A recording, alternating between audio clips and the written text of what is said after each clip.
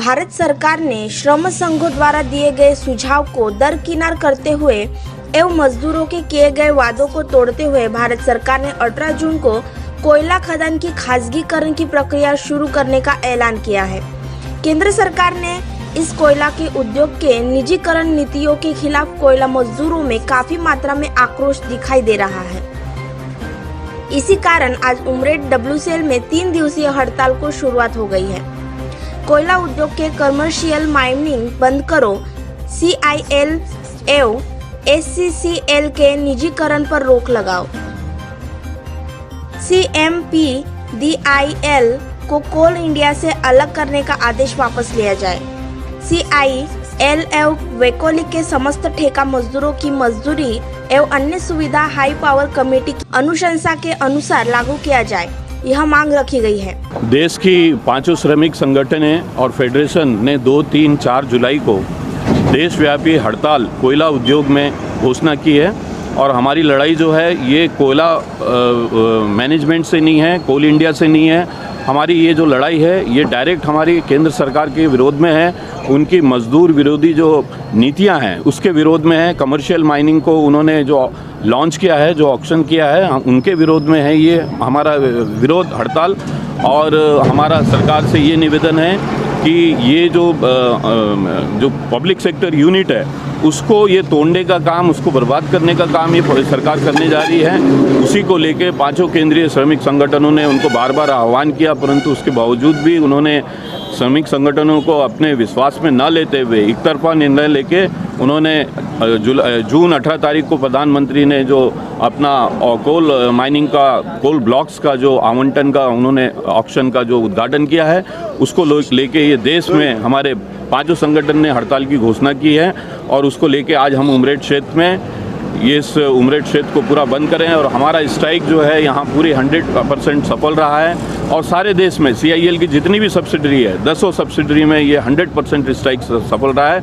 और हमें पूरा विश्वास है कि यदि अगर सरकार हमारी मांगे नहीं मानती है, हमारे से बातचीत नहीं करती है, कमर्शियल माइनिंग यदि अगर वो वापस नहीं लेती है, तो आगे आने वाले दिनों में इससे बड़ा स्ट्राइक करेंगे। जिस प्रकार का स्ट्राइक जो ऑर्डिनेंस फैक्ट्री के कामगारों ने किया था, उसी प्रकार का हमारा एक लंबा स्ट्राइक करने का एक संकल्प है। और यदि ये आपके माध्यम द्वारा हम सरकार को ये चेताना चाहेंगे कि वे जो ये कमर्शियल माइनिंग और ब्लॉक जो है, कोल ब्लॉक आवंटन का जो ऑक्शन की जो प्रक्रिया है उसको वो वापस ले, और वापस ले अगर नहीं लेगी तो हम इस सरकार की जड़ें उखाड़ फेंकने के लिए हम कटिबद्ध। जैसा कि अभी आपने देखा कि हमारे साथी रिजवान जी ने इंटेक की तरफ से बताया कि जो हमारी ये हड़ताल है, 3 दिवसीय हड़ताल, ये राष्ट्रव्यापी हड़ताल है, पूरे कोल इंडिया में है। और इसमें प्रमुख मुद्दा एक ही है, कमर्शियल माइनिंग वापस लो। भारत सरकार की हठधर्मिता के कारण ये जो कमर्शियल माइनिंग का निर्णय लिया गया है वो एक तरफा है और ये धीरे धीरे कोल इंडिया समाप्त हो जाएगा। इसीलिए ये सिर्फ मजदूर विरोधी ही नहीं बल्कि देश विरोधी निर्णय मोदी सरकार ने लिया है।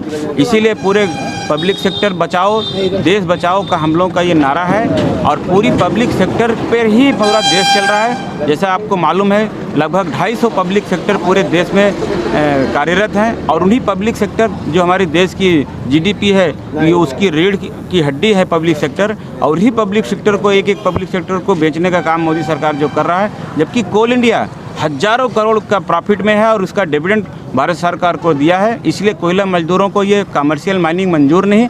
1972 के पूर्व में ये भारत सरकार ले जाना चाहती है, वो हम लोगों को, हमारे पूरे 5 श्रमिक संगठन, पूरे कोयला के मजदूरों को मंजूर नहीं है। इसलिए जब तक कमर्शियल माइनिंग का निर्णय वापस नहीं लेता तब तक हम लोग इस हड़ताल को करेंगे। अब ये 3 दिन की हड़ताल है, आज से शुरुआत हुई है और शांतिपूर्वक हम लोग सोशल डिस्टेंसिंग का पालन करते हुए, कोविड-19 को ध्यान में रखते हुए ये हड़ताल 3 दिन की चलेगी। और अगर भारत सरकार कमर्शियल माइनिंग वापस आज भी अगर ले लेती है, कल चूँकि कोयला मंत्री के साथ वार्ता हुआ है जिसमें वार्ता विफल रही है, इसलिए मजबूरी में हड़ताल हम लोग को करना पड़ा है। क्योंकि हमारे इस देश का सवाल है, कोल इंडिया का सवाल है और एक मजदूर के आने वाली भावी पीढ़ी का सवाल है, हमारे भविष्य का सवाल है। इसलिए हम लोगों ने इसको हड़ताल को 100% सफल करना है और आज शुरुआत है। ये कल भी चलेगी हड़ताल और परसों भी रहेगी। और इस पे भी भारत सरकार, ये मोदी सरकार जो मजदूर विरोधी सरकार है, अगर इस पे भी नहीं मानेगी तो जैसे हमारे साथी ने बताया, आने वाले समय में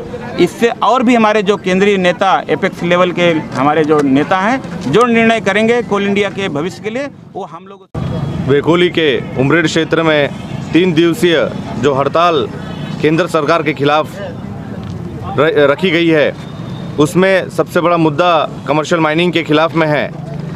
हम सरकार को ये चेताना चाहेंगे कि कोरोना के इस महामारी के दौर में भी जिस प्रकार हमारे देश के वीर जवान, हमारे मेडिकल स्टाफ, उसी प्रकार कोल इंडिया के भी हमारे वेकोली से उमरेड क्षेत्र के भी कामगार अपने काम में जब जुटी हुई थी, एक तरफ पूरी दुनिया भारत देश में पब्लिक अपने घरों में थी, उसी प्रकार हमारे कोल कर्मी हमारे ड्यूटी में थी और बिजली उत्पादन के क्षेत्र में सबसे बड़ा सहायक हमारा उमरेड एरिया भी रहा है।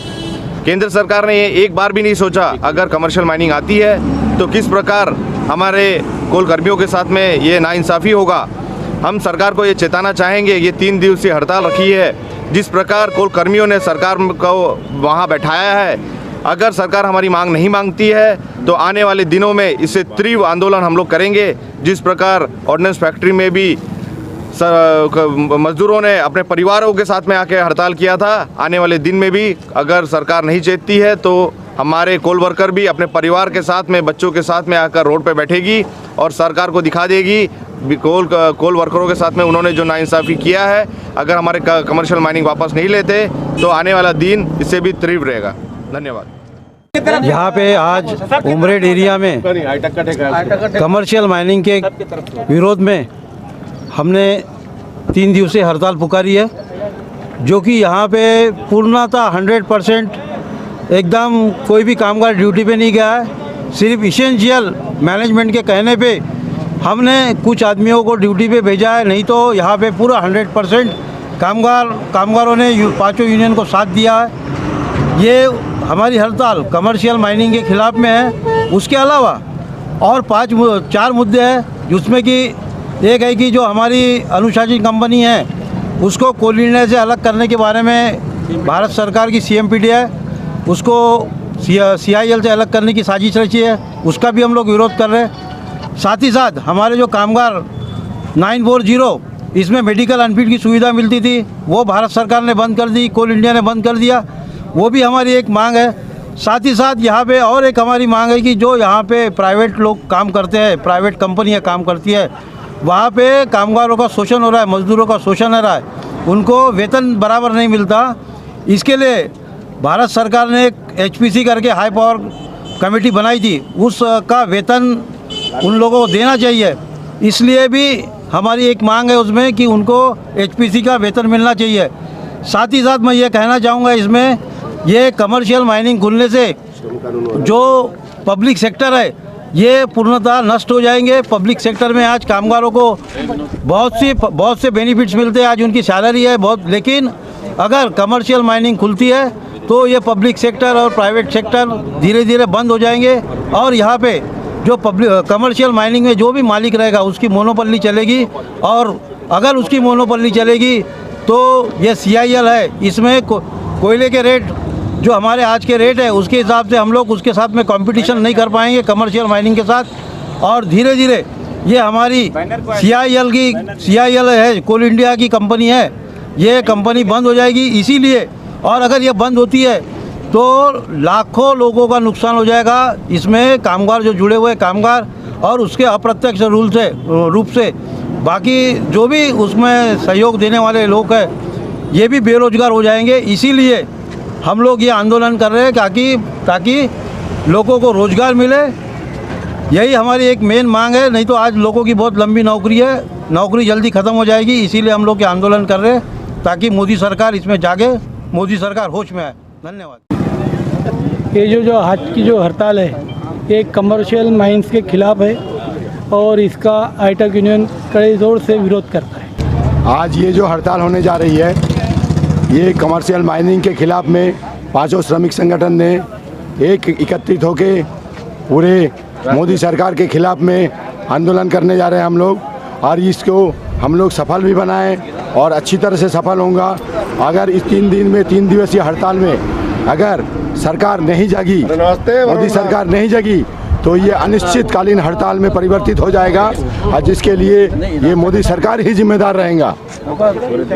पूरे देश में अंधेरा छा जाएगा, एक भी मशीनरी नहीं चलेंगी, एक भी बिजली नहीं जलेंगी, देश की हालत पूरी तबाह हो जाएंगी। इसके लिए पूरे के पूरे ये मोदी सरकार ही जिम्मेदार रहेगा।